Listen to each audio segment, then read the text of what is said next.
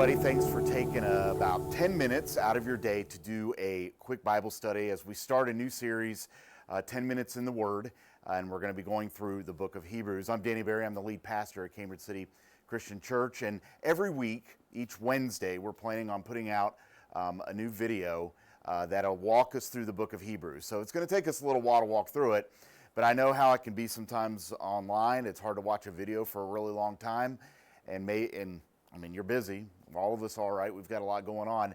And so these 10-minute videos are going to help you grow deeper in the Word, but also understand that sometimes our attention span isn't the greatest. Well, as we get started into the book of Hebrews today, I want to first talk a little bit about who wrote the book of Hebrews.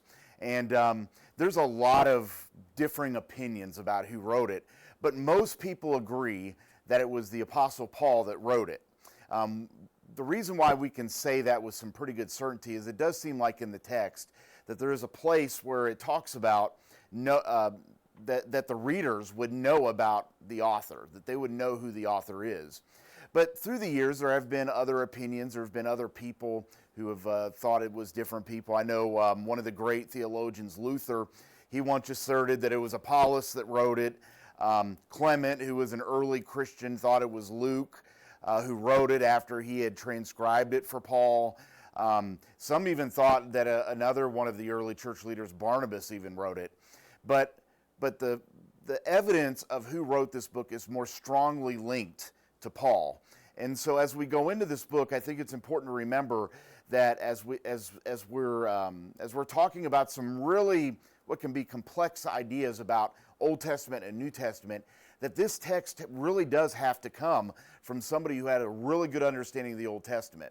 And that person would have been Paul. Remember, Paul was not a Christian at first. After Jesus Christ died and resurrected, he later met Jesus on the road to Damascus. He was what he called himself a Jew of Jews, and he had a lot of understanding of the Old Testament. And so I think that is one of the reasons why we can look at this book and say, yes, it was written by Paul. All right, so we're gonna proceed through this book as if it was written by Paul. Now, I want to talk a little bit about the style of this book as well. This book is a very complex and difficult book. As a matter of fact, I would even say that it's probably the hardest book in the New Testament to understand, and it might even be in the top 2 or 3 books in the entire Bible to understand, because there's a lot of Old Testament that's connected with New Testament, and Paul does a really masterful job of pulling these together. But there are some areas, and we're going to run into them as we go through this together, where it can be a little bit difficult to follow. So if that happens as we're going through this study, don't ever hesitate. You can reach out to me, just leave a comment, and I'll get back to you, and we'll try to answer these questions together. This book, Hebrews, was a letter. It was written by Paul to the churches. We don't have a specific church really in mind here, but remember, most of the New Testament letters, such as some of the other letters that Paul wrote and Peter, what they often did was they traveled from church to church. They would stay at a church for a while, and maybe they would make a copy of it. Obviously not on a copier. Haha, I know that's a dad joke. All right. But anyway, but they would transcribe it for themselves, and then they would pass it on to the next church, and so on and so on. So as this book was a letter, people would read it. There would be a public reading of it, probably quite a big celebration within the church whenever the letter would arrive, and then eventually that letter would be sent on to the next church. So again, we don't really know who wrote the letter or who received the letter first, but it's just written Hebrews because most people believe that it wasn't necessarily written to a specific church, but it was written to a group of people, most specifically Jews. And I totally agree with the assertion that this book was primarily written for Jews because of all of the Old Testament connections with Jesus. Remember, most of the Gentiles who became Christians did not have a very deep understanding of the Old Testament. But it's very clear here that as Paul writes this book, that he is writing to people who have a deep understanding of the Old Testament. And so maybe that makes it harder for us. I know, being a Gentile myself, it might make it a little bit harder for us to understand the book just because we weren't raised up in a lot of the traditions and the ideas that many Jews were raised up in growing up. And Paul grew up in. So again, most people think that it was written with Jewish people in mind. So keep that in mind as we go through this. And again, if it gets difficult, we're going to try to take our time and work through it a little bit. Remember, we're going to do 10-minute snippets, so hopefully it won't overwhelm you here too much.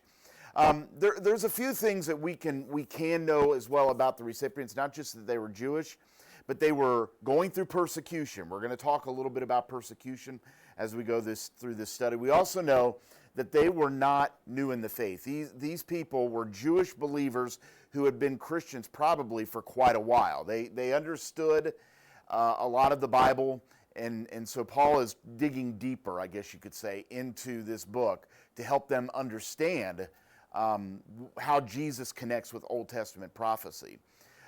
We also can look, I know in verse 13, it gives us this idea that he's writing to a larger community, which is what makes us believe that this was intended to go to church communities, not to individuals. Like when you look in the book of Luke and the book of Acts, it says at the beginning of those books that it was written to Theophilus. So it was written to an individual, and then it was later shared with churches. Well, this book is undoubtedly written to church communities, larger communities.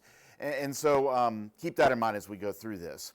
You know what? Also, too, if this letter, you might think to yourself, okay, this letter was written to Jewish people, so that must mean that it was sent to like Israel, to Palestine. But that's not necessarily true. We have to remember that many Jewish people lived in various areas all over the Roman world. They had communities everywhere. We know this historically, but we can also know this biblically because we often see Paul go into communities sharing the gospel, but then being persecuted by Jewish people in those communities.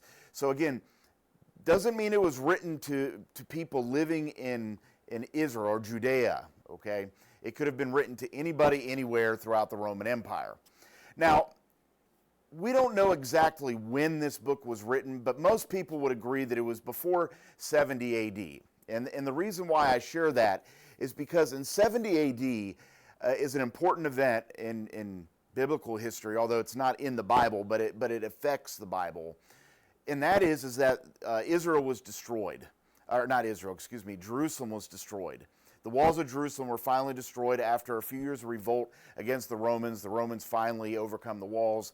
There was great bloodshed. And we know during this period that the church survived that destruction because they were warned earlier not to stay there. And so many of the Christians, they were not in that city when it happened. But coming back to this book, the reason why we can say that it wasn't written because before or after 70 AD, excuse me, is because there's no mention of it in this book.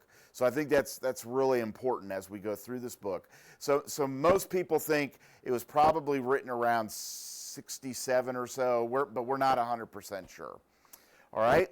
And then finally, the reason why Paul, who we most likely believe is Paul, wrote this book, is because of many of his other writings, he wanted to encourage people. Remember, many of these people were going through a lot of distress, a lot of persecution. Maybe they were even being separated by their families. And so he wanted to give them a logical, educated, he wanted to give them a very strong case for why Jesus is who he says he is. And so he's trying to encourage them in the middle of persecution, in the middle of people questioning their faith. And so that is really why this book can get so detailed and get so in depth. So keep that in mind as we go through this as well. And then kind of the outline of the book, there's really probably two sections to this book. One of it is more about how Jesus is greater than, and we're going to look at various things such as the angels and whatnot. But then there's also a piece of the book that's more exhortational. In other words, it's trying to challenge people to hold on to their faith. So as we go through this book together here over the next few weeks, really the next few months or longer, I want to encourage you to dig into the Word yourself. So maybe before we get together for next week when we dive into Hebrews chapter 1, why don't you go ahead and read the first chapter and be ready. And so until next time, I look forward to seeing you as we take 10 minutes in the Word together.